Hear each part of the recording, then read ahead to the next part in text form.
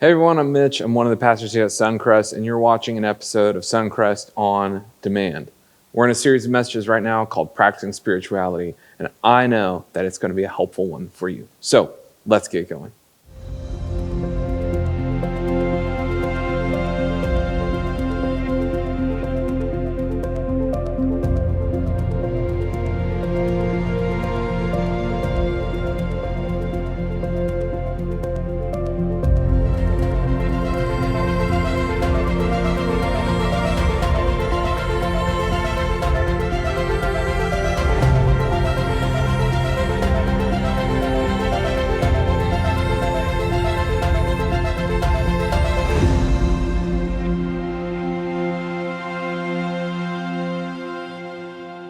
Whenever I get to the end of a teaching series, I always hope that I didn't overpromise and underdeliver. And so I was thinking back about what I said at the beginning of this series. I don't expect all of you to remember, but at the very beginning, I was kind of saying, well, why would we do this? And I said, well, of course, there's personal reasons for all of you. I mean, you want 2024 to be different in some way, probably than 2023. You want to have less anxiety or more resilience, less procrastination, less anger, more patience. You want to have a different form of yourself this year, and practicing these spiritual practices reshapes who we are. And, there's part of a reality check that I think our church is pretty good at, to say, I probably am the way I am because of choices that I'm making and habits that I have. So I'll have to adjust those in order to become a different kind of person. It was F.M. Alexander who said this. He said, people don't decide their futures. People decide their habits, and their habits decide their futures. And I found that to be true over and over and over again. But my other reason for doing this series was pastoral. You might remember this. I said, sometimes I feel like I'm asking you to do things that Jesus asked us to do, but that you have no hope of doing.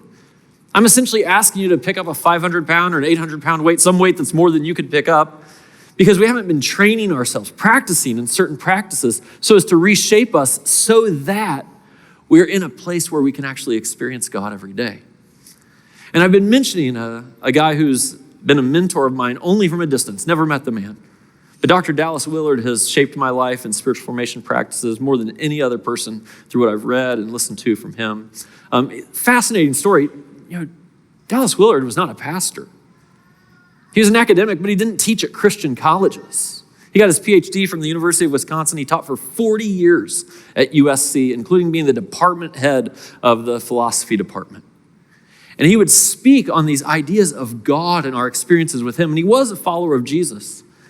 And I came across a clip actually just a couple of weeks ago. It's only 30 seconds long, and I'm going to show it to you. But I think maybe this captures what we're trying to experience here. This is Dallas Willard. We don't try to do what Jesus said. We try to become the kind of people who will do what Jesus said without thinking about it. Blessing is in us. So when someone curses us, blessing comes out of us. We don't have to think about it.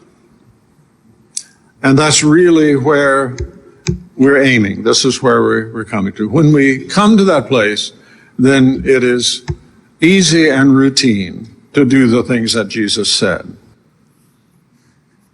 If you let that soak into you, I think it's so overwhelmingly true that if I just try to do the things Jesus said, I might do them out of willpower, out of might, or I might fail completely because I'm not strong enough. What we're trying to do is become the kind of people for whom, after we've done these practices, after we experience God in everyday life, it will be natural for us to do the things that Jesus said. So we've been practicing spirituality, and our definition has been experiencing more of God in everyday life. I've heard it described this way, actually, by Dr. Willard, as it's essentially the with God life. It's life with God every day. It's as if he's present with us, that we're experiencing him in real life, in everyday things, in everyday life, real life. It's the with God life. And some of these practices are practices of abstinence, and some of the practices are practices of engagement. And essentially the idea is our practices of abstinence means we'll have to stop doing certain things in order to experience life with God. We have to create the space for it. And then there's certain practices, the engagement practices, that we'll need to step into. And when we step into that life with God, we'll experience the with God life right there.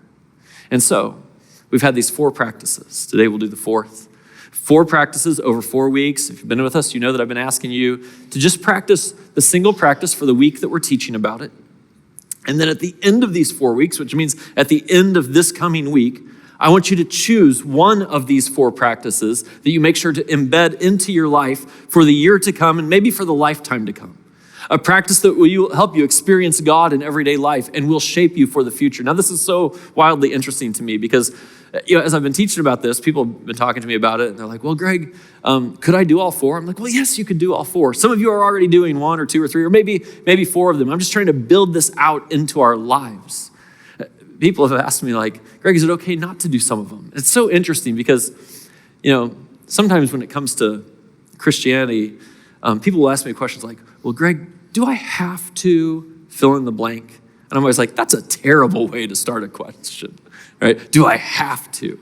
It's so interesting to me that many of the commands that Jesus gives us are commands that, they have a right or wrong element to them. It's right to do them and wrong not to do them. But a lot of times it's just wisdom and foolishness. All of his commands for you are for your own good, or certainly for this broken world's good. That's what he's trying to urge us toward. And all of these things do that, but you don't have to do them all just in the particular ways that we're talking about them. Practice number 1 was about pacing yourself, right? The scriptures have a command to you to take a day of rest every week, to truly live that life. The command is there to be good for you. It's to serve you. I suggested that you take some rest every day, that you take some rest once a year. Those aren't necessarily biblical commands, but they're good and healthy practices for us. So maybe that will be yours. Our second week, the practice was holistic prayer. Now, prayer in some form or fashion is something that every follower of Jesus ought to make sure we're integrating into our life. The mind, body, spirit holistic prayer, if that helps you experience God, have a with God life, then do it. And if it doesn't, then find another way to pray. That's I think, the right way to think about these. Practice number 3 was practicing the promptings of God. It's essential in our life with God that we're noticing the spiritual realm, the good and the evil, the things that are going on that we could just miss because we have our heads down, getting through life day by day. We have to have our eyes up. I gave you a circle. It's a tool. It's one tool. I hope it's a helpful tool. You don't have to use the circle, but you do have to kind of start to live this life that's aware of the spiritual realm and have some way to process it. And today is practice number 4, and I'm going to try out a title on you here. Practice number 4, defragging your finances.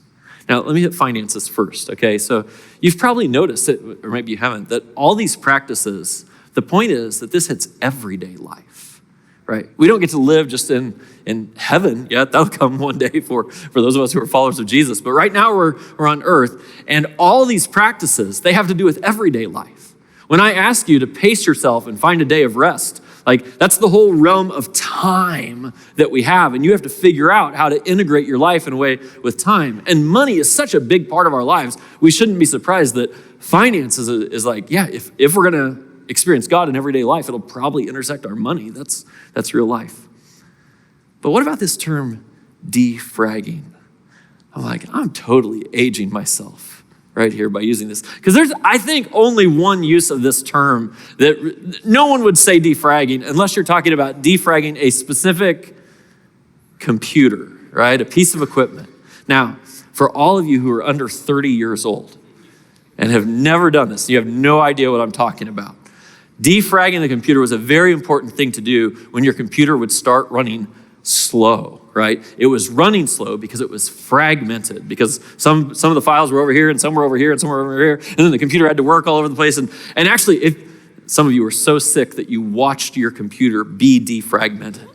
They put that graphic on the screen. You old people with me here? Yeah. So it would literally show, I don't think it's really actually happening in the computer, but on the screen it was we're putting this file back over here. We're getting them all in order. It's no longer fragmented, right? Is there anyone in this room who's in your 30s that ever defragmented a computer? Okay, so is there anyone in this room who's in their 20s that ever defragmented a computer? Oh, God bless you. God bless you. But you know what I'm talking about. A fragmented life versus one that's in alignment. Now, a lot of the spiritual practices are, of course, about integration in our life with God. But Jesus uses language especially around finances, to try to help us see that our life with God and our financial life aren't disconnected.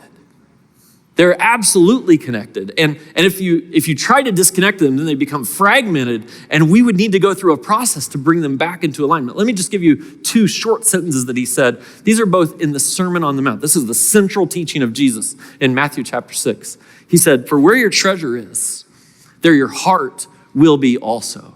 He's like, it's undeniable. Your treasure and your heart are going to be in the same place. And we all know this. This is just from our experience, right? Because some of you got your heart set on a big house, or a house that was in the right school district, or a house, whatever. And once you got your heart set on it, there was no going back. Your money was going that direction. That's just the way it works. Your heart and your money are in the same direction. For some of you, it isn't a big house. For some of you, you have your heart set on security and retirement. Oh man, you can't wait. And you don't really want to brag about how much you've saved, but you actually kind of want other people to know how good you've been at this. And your heart, you're just drawn toward this security and retirement. And the moment your heart was drawn to that, your money just chased it right there. It's doing it. That's what you want. Some of you, you have your heart set on a Stanley mug. I know. Oh my goodness. And the moment your heart got set on it, there went the $70. Isn't that what it is? 60, I don't know. I don't own one, just not that I wouldn't, I'm just saying. Anyway, this is what happens, right? Your money will just chase it. And this is what's most fascinating is, of course, wherever your heart's going, your money will follow it there. Some of you, you have a heart for generosity. You have a heart for changing the world. And your money is absolutely it's chasing your heart to that place. But these two are connected in an interesting way because, of course, your money chases your heart. But what Jesus is actually teaching us here is he says, hey, if you want to have a different experience with God in your heart, send your money somewhere. Because wherever your treasure is, actually your heart will chase that. If you could be disciplined enough to take your money and send it in a certain direction, you'll start to have spiritual heart level experiences with that. It's beautiful. And then he says, you cannot serve both God and money. You can't have a with God life and a with money life all at the same time. Now, it's integrated. You don't want it to be fragmented. And this is the point. Whatever we're serving is essentially whatever we're worshiping. It is above us, right? And the scriptures are saying, for some people, for sure, money is above them. We're serving money. We want enough money to do certain things. And so even though we don't like it, we'll work jobs we don't like. We'll work hours we don't want to work. We'll do all kinds of things so we can have money because we're serving money. That's what we want. And we can feel it in our own lives sometimes that that's what we do. We just serve that money. But that means your money's telling you what you have to do. And the scriptures say that there's a better way to align this. If you served God, if you worshiped God instead of money, then the way it would work is you would take your direction from God and you would give direction to your money. You would tell your money what to do. It would serve you rather than you feeling like you're locked up. You have to serve and chase it. So this integration piece for spiritual practices, for you to experience God in your everyday life is a very, very big deal.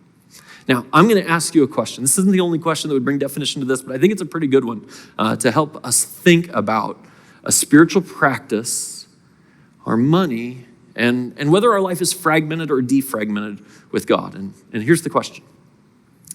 Are you able to be generous in the way that Jesus leads us to? I want every one of you, and I'm going to put some possible answers up here in just a moment, but I want each one of you just to think about this. Are you able, do you have the capacity to be generous in the way that Jesus leads us to? Now, it's very important to me that this is what Jesus is leading us to. All the verses that I'm going to use for the rest of our passage are all from the words of Jesus. Around here, everything we do is centered on Jesus. And so no one should be surprised that, yes, of course, I'm going to lead you to do what Jesus would lead you to do. And you may not know yet. It's possible you're sitting there and I'm not sure. What does Jesus lead us to do? I can't answer that question about whether I have the capacity to do it until I know what Jesus leads us to do. I'm going to explain that in a moment. You may not be able to answer the question yet. But the main part of the question, this is a big deal, is in the current state of your financial life, are you able to be generous? Not are you being generous? The question is, are you able to be generous?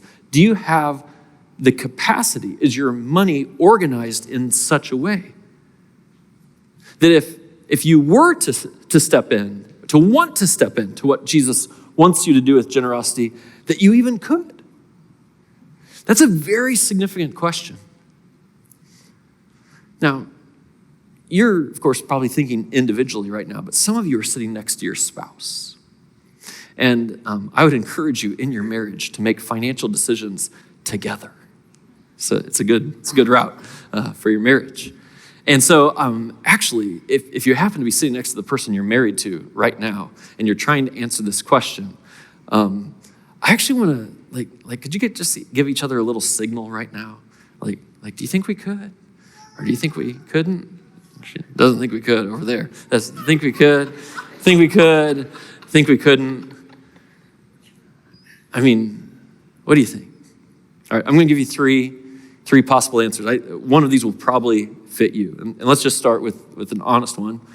Greg, yes, I am able, but just to be clear, I'm not going to. Greg, I want you to know that I have capacity. It's not because I don't have enough money to be generous. I have enough money. I just want you to know that I'm not going to. And many of you know who I am. I appreciate honesty. I genuinely appreciate it. I think unless we're being honest with each other and honest with God, we're not making any progress at all. So if that's really who you are and how you feel, I'm glad you're being honest about it, genuinely. And there's reasons, I'm sure, for why you feel the way you feel. I didn't even ask you yet to be generous. I just asked you if you were able, but you were a step ahead of me. And you're like, Greg, I can, but I'm not going to. Now, let me give one very, very good reason why you should answer the question that way. And the answer is, because you're not a follower of Jesus. Every week in this room, most of the people are followers of Jesus. There are some people who aren't followers of Jesus. If you're not a follower of Jesus, this is exactly the answer I expect. Why would you go to do the generosity that Jesus leads you to? You don't think Jesus is really the Son of God? You don't think Jesus has any authority in your life? You don't think Jesus' words should impact you necessarily at all? He might have some good advice. You're free to take it or leave it. If you're not a follower of Jesus, this is the exact right answer for you. If you are a follower of Jesus, I'm not going to belabor this. All I want to do is ask you to have an honest conversation. If you're honest with me, have an honest conversation with God about why, though you are able, you will not do what he leads you to do. Okay, second question. Yes, Greg, I am able. I have the capacity. And I will practice it. Greg, you've been telling us that practice, just do it this week. I'll just practice it this week. Maybe you've been doing it, maybe you haven't been doing it, but you say, you know what?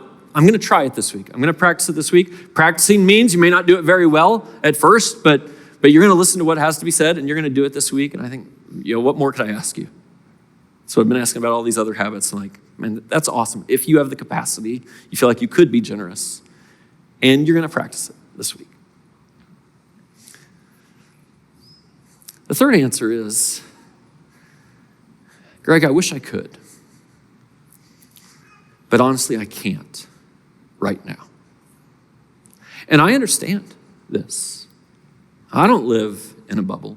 I know that a certain percentage of people in any room that I'm in, not just this room, in any room, are upside down financially.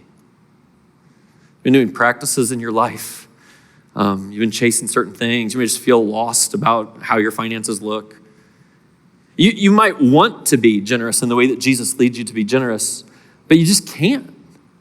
And I want to honor the desire, right? If you say, I wish I could, the desire is there. Sometimes desire isn't enough.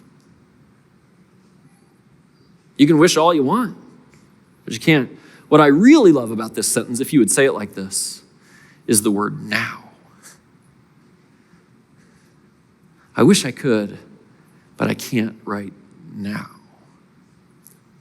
Because I promise you that if you pay attention to defragmenting your financial life, that there will be a time in the future, might be a year from now, might be 3 years from now, where you won't have to say this anymore. I mean, there is real hope. I could introduce you to 100 people at this church who would have said this sentence 5 years ago who don't have to say it now. And in part, it's because of what they experienced here and some defragmenting financial, spiritual practices that they put into place. Listen, this isn't going to be complicated. I actually have 2 different practices for the 2 group of people as it relates to defragmenting your finances. And if you're in a position right now where you just don't even have the capacity to give, you couldn't give if you wanted to, then your spiritual practice as it relates to your finances is going to be a practice of abstinence. It is going to be a practice of stopping doing certain things so that you can find more peace in your life, so that you can experience a clarity and a confidence about your finances, so that one day you can be generous in the way that Jesus leads you to be generous that you couldn't even do right now if you wanted to. It will be a practice of abstinence. And for those of us who have the capacity, we'd say we could right now, we're able, then our spiritual practice is going to be a practice of engagement, of stepping into something in life with God that is trusting Him. So let me talk about generosity financially. Just ask this question. Why is generosity such a big deal? I mean, let me be clear about this. This church does not need your money. God does not need your money. That's not why generosity is a big deal. This church actually has a philosophy that says, well, whatever comes in, that's what we'll use, and we'll just let it kind of flow through us. We're like the conduit to go serve needs in Northwest Indiana and help start new churches and work with kids and students on Monday night. Like whatever comes in, that's just what we'll use. We don't need more money. That's not why we're having a conversation about generosity. The reason we need to have a conversation about generosity is because it aligns us with actually experiencing God in everyday life. Can I make some observations? Greed is the god of America. Maybe in particular, the nice suburbs of America that we all share. It's in the water. Like there's almost no avoiding it. Everything will draw you toward greed or towards spending money. Like our whole world is built for it. And so if we're going to experience God in this, like everything else, you'll have to pause and say, hey, there's forces all around me in this world that are drawing me towards this thing. But what if God is drawing me a different direction? I want you to experience God, not the forces of the world. You know, one of the big things about money that's a spiritual experience is for you and I to come to the conclusion that whatever we have came from God. This is why it's a spiritual experience. That if for a moment I think the reason I have my money is because of me, then I have to just step back and be like, wow, I'm seeing the world a wrong way. I'm seeing it in a material way. I'm seeing it in a selfish way. I'm actually not going to experience the with God life because I think it all started with me when it all started with God. God is a relational God. Fundamentally, all He wants from us is trust. He wants us to place our trust in Him. And the test of our finances, of whether we would trust God with our finances, is just one of the great tests of life. And when you trust in Him financially, and you give, and you see what He does through it, you'll experience the with God life. That's why generosity is a big deal. So I have a framework I teach generosity on all the time around here. I'm going to go through this pretty quickly. But when you think about generosity for your life, you can probably put yourself somewhere on this framework. And I'm going to tell you where I want you to land if you're engaging in the generosity piece of this habit. There are rookie givers. These are people who are givers for the first time. Jesus is the one who says, give, and it'll be given back to you. He almost gives us almost a selfish motivation for giving. He's like, trust me, if you structure your life this way, it's going to come back to you. It's a beautiful thing. Those are the words of Jesus. So, no reason not to give. But after you've given once, the question is, does it become kind of a habit in your life, which we call recurring givers? And it's so interesting in Jesus' Sermon on the Mount when he talks about giving, he uses this phrase actually more than once. He says, so when you give, it's just the assumption that you will give, right? When you give, and you'll do it in an ongoing way. It's part of all of our lives. We're all givers, right? There's a recurring part of giving to our lives. And many of you, in your generosity to people in need, and your generosity to God through our church or other places, you've made this a habit of your life. Now, a recurring giver, this is very important. A recurring giver usually decides how much they're going to give in this habit based on two questions. The question could be, how much do I want to give? I'm kind of gauging myself, my own desires. This is how much I want to give. Or people are saying, how much can I afford to give? And they lay out all the other expenses that they have in their life, the things that have to get done. And they say, well, it looks like I can afford to give this much. So I've decided to become a habitual recurring giver at a certain amount. That's a step. There's beautiful things about that. But there are more steps. I think the most significant step is that of a relational giver. Now, this is a teaching of Jesus. This is so interesting. He was talking to religious leaders who are legalistic about a bunch of things, and this is actually a warning to them. And this is what he says. He says, you give God a tenth. Now, a tenth, 10% of your income, 10% of whatever you make, that is kind of all throughout the scriptures, beginning to end, a good benchmark for what it would look like to trust God. It was commanded in the Old Testament. Jesus offers his opinion on it here. Here's what he says. He says, you give God a tenth, but you neglect justice and the love of God. You should have practiced the latter. You should have practiced justice and the love of God without leaving the former undone. You should do that too. That's what he's saying. It's so interesting to me. Some people read this passage that Jesus said and they think, see, Jesus doesn't teach giving a tenth. I'm like, I think he just did. I think he did. So why do I call it relational giver? Well, two reasons, actually. One of the things that happens when you start to give a tenth of your income is you start to experience how this part of your finances relates to other parts of your finances. And it's kind of a beautiful thing because if you give a very small amount, one of the things you'll notice if you look at your own money is like, hey, I gave this much in generosity to God and to the brokenness of this world, but I spent this much on my car payment. I spent this much on my mortgage payment. I spent this much on my kids' camps and this much on their teeth. So,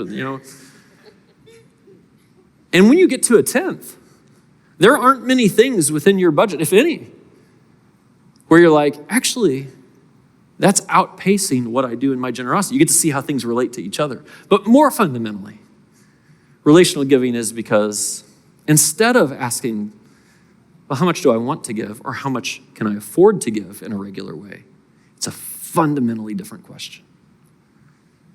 The question becomes, what would it look like for me to trust God? This is the with God life. And if you give at these kind of levels, you will know you are making a difference in the world. The things that God cares about, the redemption and restoration of a broken world, you're a part of them at this level. And you're just saying, yes, God, I'll trust you. There is a level beyond relational giving. We call it radical giving. And I'll just read you this passage. Some of you know this story of Jesus. I think it's a powerful story, especially for us who have a little more than we probably need. Jesus sat down opposite the place where the offerings were put and watched the crowd putting their money into the temple treasury. I'm like, how awkward is that? I mean, we don't even pass the bags anymore where someone could look and watch what you're doing. We just have the, online or those boxes out there. But Jesus was like, all right, let's see what's happening. How about you? How much you doing? How about you? How much you do? Like he's just sitting there. That's what it says. So he's watching it. Many rich people threw in large amounts, but a poor widow came and put in 2 very small copper coins worth only a few cents. Calling his disciples to him, Jesus said, there's a lesson here for you. Truly, I tell you, this poor widow has put more into the treasury than all the others. What's he doing? He's saying, you have a calculation for what you think is more and less. I'm going to invite you into the experience of God life, the with God life, and let you see how God sees this. They all gave out of their wealth, but she, out of her poverty, put in everything, all she had to live on. It's not about the amount. It's about saying, actually, everything I have is God's.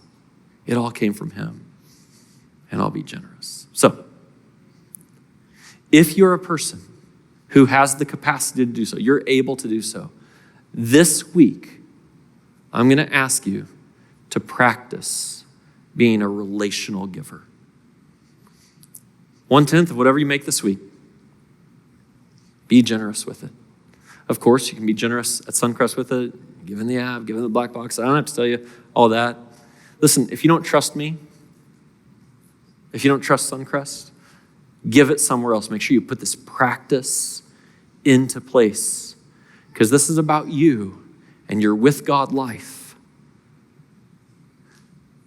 If you can, this is your practice for 1 week, and maybe for beyond 1 week. It's an engagement practice. But of course, I know some of you are answering the question on the opposite side. You're like, Greg, I wish I could, but I can't right now. You know, there's plenty of passages in the Bible that, I mean, it's realistic about how people get upside down in their finances, why that happens, some of the structure of it. I'm going to read you just 2 passages. There's one in the Old Testament in Haggai, and I'm like, this has resonated with so many people. It says, you earn wages only to put them in a purse with holes in it. It's metaphorical, of course. If the purse actually had holes in it, you would know where your money went. The point of this is you don't even know. How many people have I talked to? They're like, I make good money. I don't understand why I'm upside down or we're backwards. Like, I couldn't even tell you where it went. There's another passage that's a little more aggressive, and it's okay if the Bible's aggressive with us sometimes. This is what it says. Fools spend everything they get. Fools spend everything they get. Now, you remember last week when I told you, man, if you're trying to sense what is the Spirit saying something to you, sometimes it feels like a little speed bump, like, choo-choo. And sometimes it feels like a brick wall. But if this is your situation, just be honest about it. Be like, yeah, Greg, when you said that, or when the Bible said it, it's like you have a purse with holes in it. It's like, choo-choo. Yeah, that's me. Or Greg, when you called us a fool, I didn't call you a fool. The Bible called you a fool.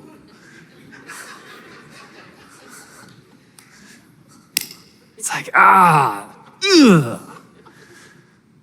But this is what the Spirit does. It gets our attention in ways that are healthy so we can be honest with ourselves. And here's the thing for you.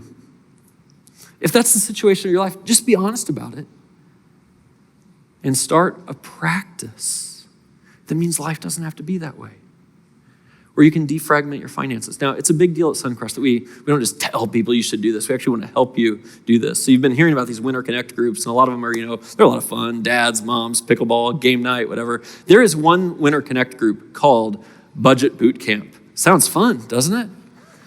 All of you, some of you are like, I'm going for pickleball. That's what I'm doing. But I can promise you,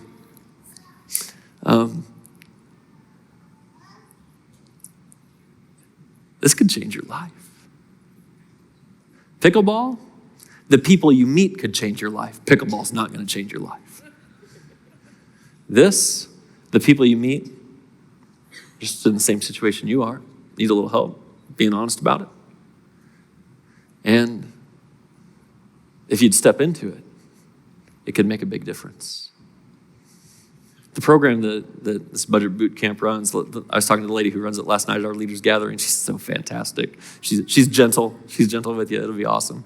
And on average, the average person finds $6,000 within the first year that was just going through the purse with holes. And it starts to build out something in your life that says, it can be different. So, this is my request. The spiritual practices for this week go one of two directions. If you are a person who has capacity, you're like, I could do that. Now you might have to adjust some things. You might not be able to go out for eat this week, but you can do it. Then I want to ask you to practice this week relational giving, 1/10 of whatever's come in.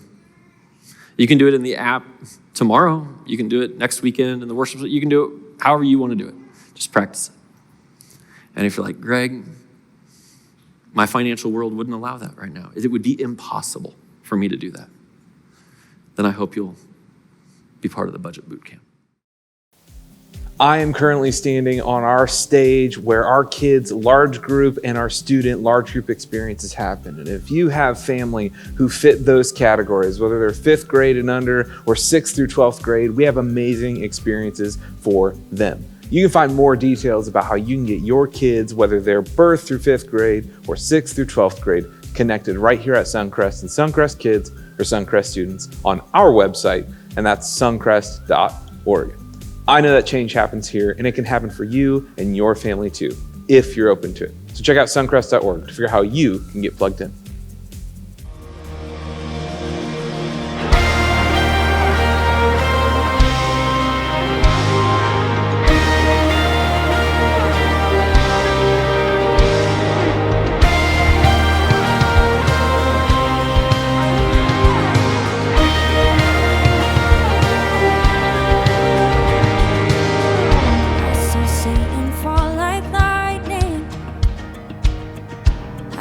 Darkness run for cover, but the miracle that I just can't get over, my name is registered in heaven. I believe in signs and wonders. I have resurrection power. Still the miracle that I just can't get over, my name is registered in heaven. Oh, my praise belongs to you forever. This is my testimony from death to life. 'Cause grace rewrote my story. I'll testify by Jesus Christ the righteous. I'll testify. This is my testimony. This is my testimony.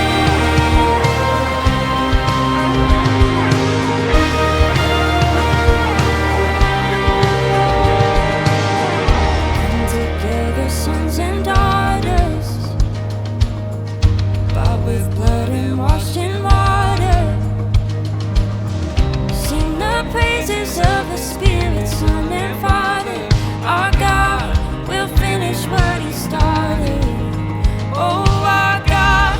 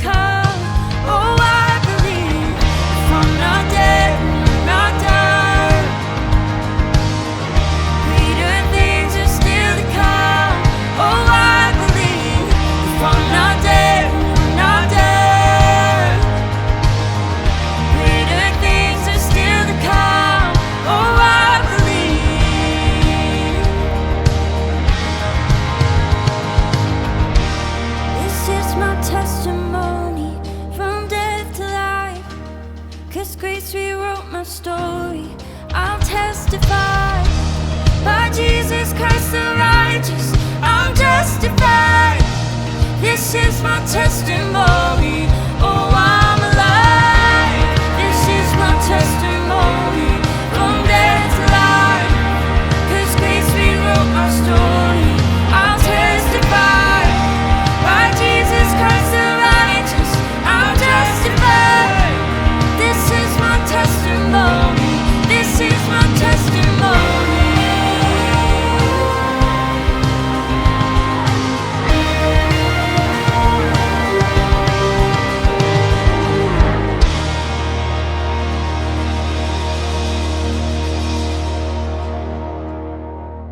Every week, we pause everything we do to focus on the love of Jesus during a time we call communion. It's where in person we take bread and juice, but online and on demand, go ahead and take whatever food and drink you have available to you. We do this for those of us who follow Jesus to remember his love and his sacrifice, to refuel and refocus us on what his mission is and what being used by him to change lives looks like. If you're watching this video and you don't follow Jesus, I'm glad you're watching, because Suncrest is an amazing environment to wrestle with your questions and explore what it is you believe alongside hundreds of other people doing the exact same thing as you. We're going to put a timer, some scripture on the screen here shortly, and I want to invite all of you, if you're going to eat and drink, do so when you're ready, and all of us to reflect together.